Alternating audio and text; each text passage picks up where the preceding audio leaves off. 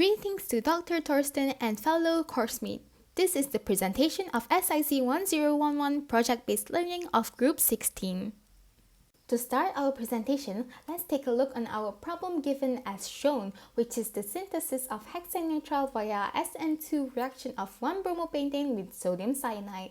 We have labeled the chemical used in this experiment in green and the operation of this experiment in blue. One of the main setup of this experiment is as shown, which is the fractional distillation in vacuum setup. Moving on to the main topic of this assignment, major chemical hazard rating. Firstly, sodium cyanide has a serious rating in health and should avoid use with water.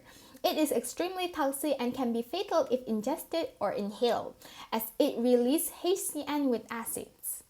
Secondly, 1-bromopentane has a slight rating on health and has a serious rating in flammability.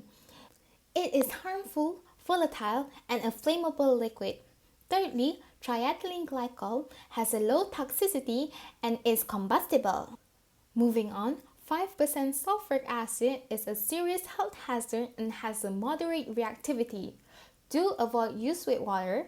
Sulfuric acid is corrosive and it reacts with cyanide to form HCN. Lastly, saturated sodium bicarbonate is a low hazard and calcium chloride is an irritant.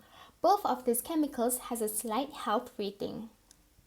As for the overall chemical hazard rating, sodium cyanide has the highest risk scoring of 25, followed by chloroform with a risk scoring of 16. 1-bromopentane and sulfuric acid has a risk scoring of 12. And for the overall operational hazard rating, the procedure of addition of NaCN to reaction mixture has the highest risk scoring of 20, followed by the acid washing step using 5% sulfuric acid, which has a risk scoring of 15. Prolonged reflux at 140 degrees Celsius, liquid-liquid extraction with chloroform, and vacuum frictional distillation has a risk scoring of 12. There are some safety measures that needs to be taken to minimize hazard. Safety goggles must be worn at all times to protect eyes from any chemical splashes. Lab coat and closed footwear must be worn to protect the body from any chemical spills and to prevent exposure to hazardous liquids.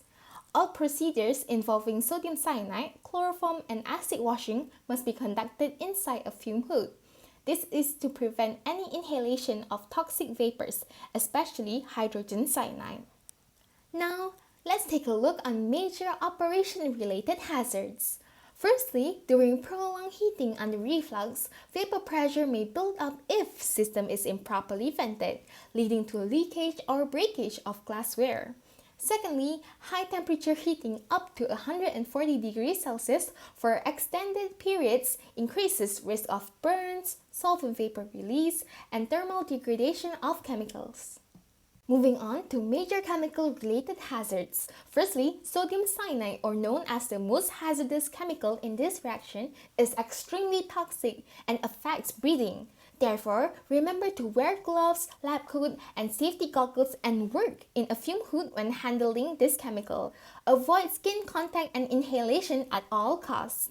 Secondly, chloroform that is used as a solvent is actually a suspected carcinogen.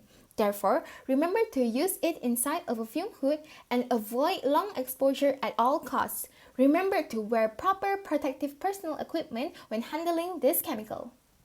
Lastly, sulfuric acid that is used for reactions is highly corrosive and can cause severe chemical burns. Always wear face shield, gloves, and lab coat and handle this chemical carefully. Remember to rinse immediately if spilled. It is important for students to know the emergency response procedures. For first aid, students must know how to handle when there is eye contact, skin contact, inhalation, ingestion of chemicals. During isolation and evacuation, the emergency responders must be informed of cyanide involvement. During non-fire emergencies such as spills involving sodium cyanide, it should be neutralized using sodium carbonate solution. In the event of a fire, use carbon dioxide or chemical extinguisher. Water must not come into contact with any cyanide-containing materials. Lastly, as a conclusion, we must know the specification of disposal of chemical waste. Sodium cyanide waste must be collected in clearly labeled cyanide waste containers and maintained under basic conditions to prevent hydrogen cyanide formation.